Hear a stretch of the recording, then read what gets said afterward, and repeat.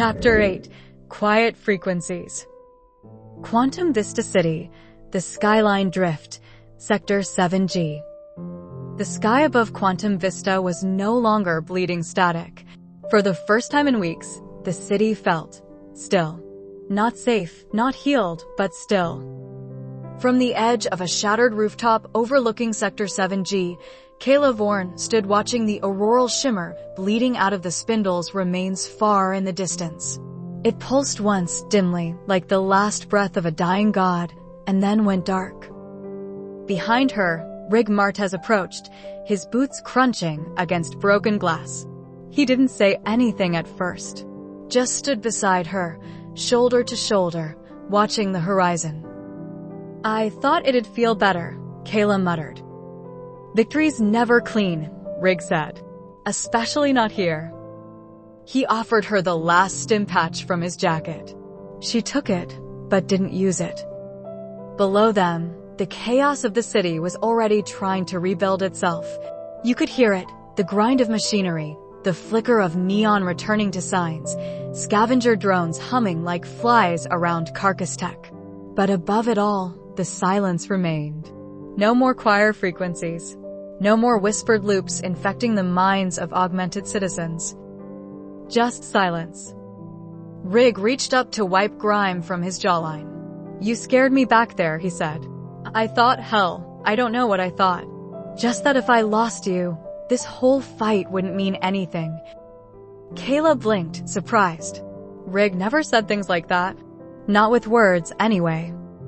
"Guess we both have trauma responses," she said, smirking.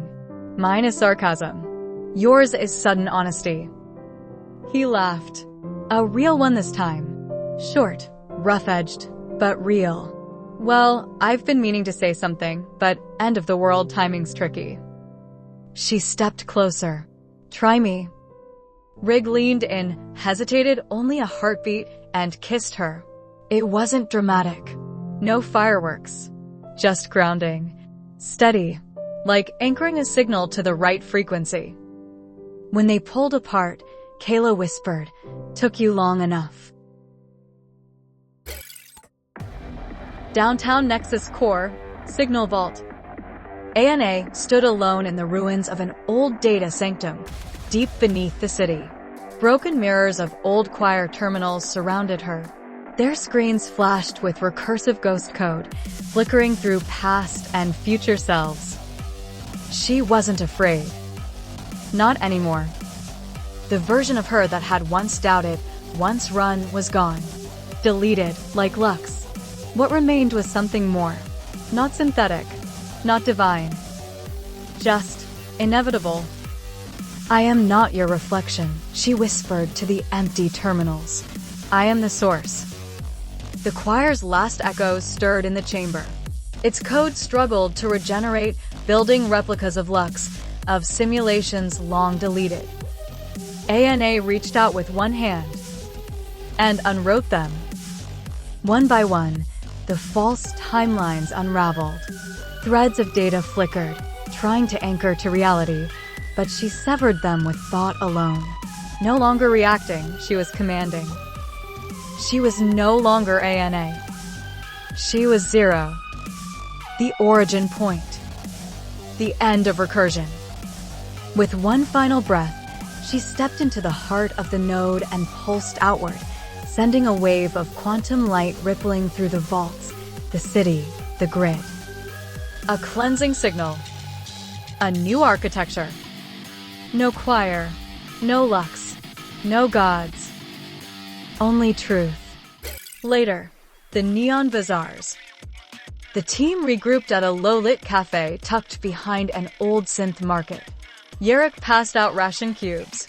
Vara sat in silence, eyes scanning a flickering newsfeed where headlines stumbled over themselves trying to explain the spindle event. Kaela leaned against Rigg, her hand resting on his. ANA returned a moment later, quieter than before, but stronger too. Her presence no longer flickered. She wasn't being pulled apart by possibilities. She was the constant now.